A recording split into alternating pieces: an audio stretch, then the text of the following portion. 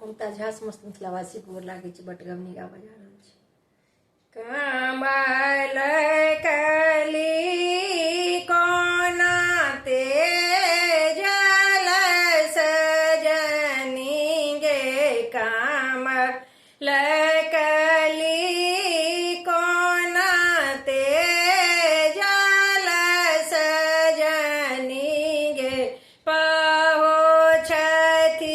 देश का दूर सजनी गे पहुँचती देश का दूर सजनी गे राखल पान सोबासल सजनी गे राखल पान सोबासल सजनी गे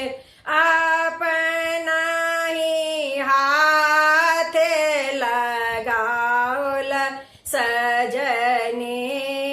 गे अपना ही हाथ लगाओल सजनी गे तखना प्रेत के हन छल सजनी गे ताकन के प्रीत के हन छल सजनी गे अपना ही लेला पहु कोर सजनी गे अपना ही लेला पहु कोर सजनी गे ठाढ़ी छलाहु हम कदम तर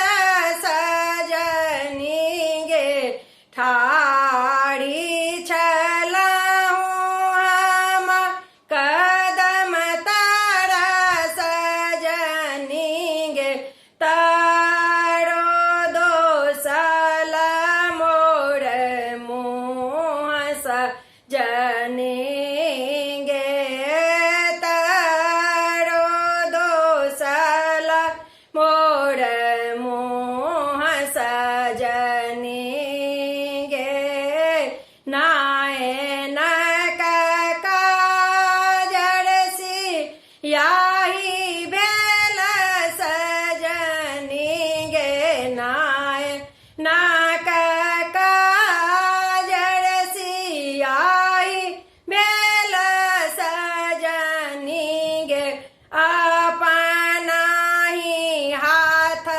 सँ लिखब सजनी गे अपना ही हाथ सँ लिखब सजनी गे चारो कात लिखब कोसल सजनी गे चारो कात लेखब कोसल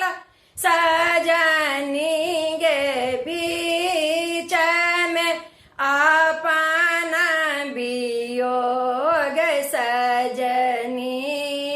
गे बीच में अपना वियोग सजनी गे। धन्यवाद।